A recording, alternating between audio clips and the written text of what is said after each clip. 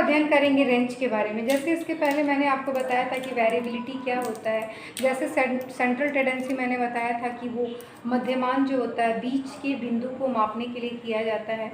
और जो वेरिएबिलिटी होता है उसका क्या काम होता है, जो बिखराव होता है अंकों में, जो आपको ग्रुप मिला है, जो आपको समूह मिला है, या जो आपको अंक मिले हुए हैं, जो आपको स्कोर मिला है, तो स्कोर में जो बिखराव की स्थिति होती है, फैलाव की स्थिति होती है, उसको चेक करने के लिए हम वेरिएबिलिटी का यूज़ करते हैं।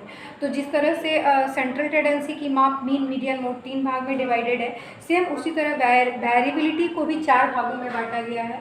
पहला है रेंज, दूसरा है क्वार्टाइल डेविएशन, थर्ड है मीन डेविएशन, और एक है स्टैंडर्ड डेविएशन, और एक है वेरिएंस। तो आपको 4 पढ़ना है, range, quartile deviation, mean deviation जिसको एवरेज डेविएशन भी बोलते हैं, और साथ ही साथ स्टैंडर्ड डेविएशन। ये 4 आप लोगों के सिलेबस में दिया हुआ है जिसको जानना है।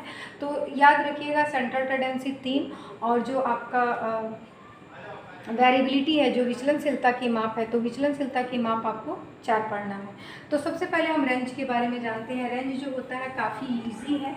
जैसे कि रेंज के बारे में, किसी समूह के सदस्यों के प्राप्तांक कितने हद तक फैले हुए हैं, इसी को उस समूह का विस्तार कहते हैं। किसी समूह के सदस्य को जो स्कोर मिलते हैं, मान लीजिए कोई भी समूह है, मान लीजिए एक समूह ए है, तो ए एक समूह है, तो ए समूह के जो स्कोर प्राप्त होते हैं 25 है, 10 है, 35 है, 15 है, तो ये स्कोर किस हद तक फैले हुए हैं। फैलाव का मतलब समझ रहे हैं, अंतर 25 से 10 के बीच में, 10 से 35 के बीच में, तो अंतर जो है, जो फैलाव एस्केलेटेड ये है, उस चीज़ की हम जांच जो होते हैं रेंज में करते हैं। और रेंज जो होता है काफ़ी इजी फार्मूला से निकाला जाता है, बहुत इजी वे में है। जैसे कि इसको बोलते हैं सबसे लोवेस्ट फॉर्म है।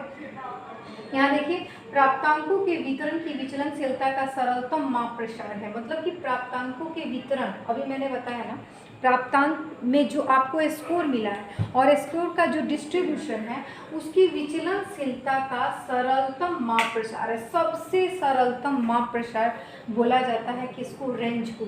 अब रेंज को कैसे समझते हैं, प्रसार का अर्थ उस मान से है जो प्राप्तांकों के किसी वितरण में उच्चतम, याद रखिएगा, उच्चतम तथा न्यूनतम प्राप्तांकों के उत्तर को प्रसार कहते हैं। न्यूनतम प्राप्तांकों के अंतर को, सॉरी यहाँ अंतर होगा, अंतर को प्रसार कहते हैं। प्रसार का अर्थ उस मान से है जो प्राप्तांकों के किसी वितरण में उच्चतम तथा न्यूनतम प्राप्तांकों के अंतर को हम प्रसार कहते हैं। अब प्रसार कैसे कहते हैं, जैसे कि मैं एक यहाँ उदाहरण देती हूँ, क्वेश्चन मैंने दिया है, इसको देखने की, समझने की कोशिश कीजिए। फर्स्ट क्वेश्चन आपके पास है, तो इसमें स्कोर आपको है 6, 19, 17, 21, 27, 18, 12, 20, 39 एंड 14। तो इसका रेंज हम कैसे निकालेंगे, कितना इजी है। सबसे हाईएस्ट स्कोर हमारे पास क्या है इसमें, जो भी एक, मान लीजिए एक स्टूडेंट्स हैं तो उसको ये स्कोर आया है, तो सबसे हाईएस्ट स्कोर इसका 39 है, और सबसे लोएस्ट स्कोर इसका कितना है, 6 है।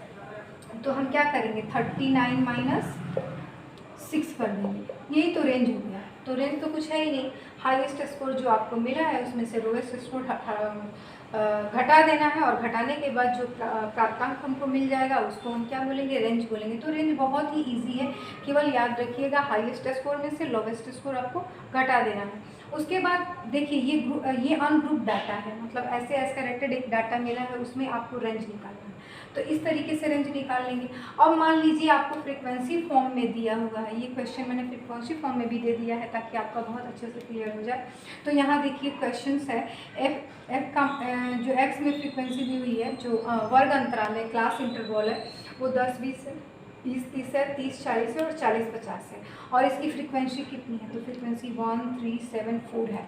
तो आप देखिए गलती यही करते हैं, हम क्या करते हैं, फ्रीक्वेंसी में क्या करेंगे, 7 - 1 कर दीजिए, लेकिन फ्रीक्वेंसी में नहीं करना है। एक्चुअली ये नंबर की बात हो रही है, स्कोर की बात हो रही है। यहाँ सीधे लिखा है कि वितरण में उच्चतम तथा न्यूनतम प्राप्तांकों की बात हो रही है, स्कोर की बात हो रही है। तो हाईएस्ट स्कोर यहाँ कितना है, 50 हो जाएगा, ठीक है, और लोवेस्ट स्कोर कितना हो जाएगा, 10 हो जाएगा। तो 50 में से हम 10 हटा देंगे तो 40 हमारा रेंज हो जाएगा। तो याद रखिएगा, ये अनग्रुप डाटा में से मैंने रेंज निकालना आपको सिखाया है और ये ग्रुप डाटा में से आपको रेंज निकालना सिखाया है। तो जब भी इस तरह का आपको ग्रुप देके बोले रेंज निकालने के लिए, तो देखिए कितना ईजी है। अगर आप अच्छे से पढ़ेंगे तो कुछ नहीं है इसमें, सिर्फ आपको देख लेना है कि क्लास इंटरवल में सबसे हाईएस्ट स्कोर क्या है और सबसे लोवेस्ट स्कोर क्या है। तो हाईएस्ट 50 और 10 आपका हो जाएगा। सबसे लोवेस्ट स्कोर निकाल देंगे तो आसानी से आपको रेंज तुरंत निकल जाएगा। तो कितना इजी है। तो रेंज का मतलब ही होता है highest score minus lowest score, ठीक है। अब इसकी गुण हम बताते हैं। तो गुण क्या होगा, गुण ये काफ़ी शीघ्रता और आसानी से निकल जाएगा। दो समूहों की तुलना हम आसानी से कर सकते हैं। मान लीजिए ऐसा एक समूह ए का दिया है, इसी तरह बी समूह का दिया रहेगा, तो दोनों में आप आसानी से क्या करिएगा, तुलना कर सकते हैं कि दोनों में वेरिएबिलिटी कितनी है। याद रखिएगा, यहाँ विचलनशीलता की माप होती है और इस सेंट्रल टेंडेंसी में हम क्या करते हैं, मध्य बिंदु की माप करते हैं और यहाँ विचलनशीलता की माप करती हैं।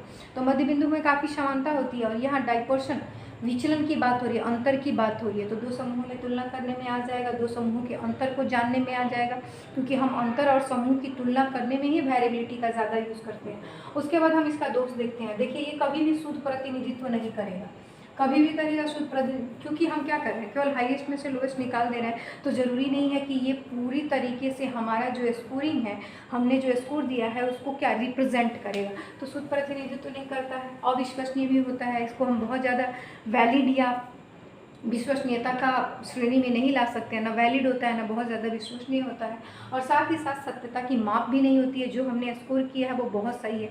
तो एक सिंपलेस्ट फॉर्म है, एक बहुत ही सरल तरीका है निकालने का। अगर आपको किसी का वेरिएबिलिटी रेंज के रूप में जानना है तो ये सबसे लोवेस्ट माना जाता है और इस लोवेस्ट को हम बहुत शुद्ध माप नहीं सकते हैं, लेकिन ये स्टैटिकल्स वे में हमेशा यूज़ होता है क्योंकि ये कहीं ना कहीं थोड़ा बहुत इफेक्टिव भी है। इसी के साथ आज रेंज समाप्त हो जाता है। आई थिंक आपको समझ में आया। Thank you so much.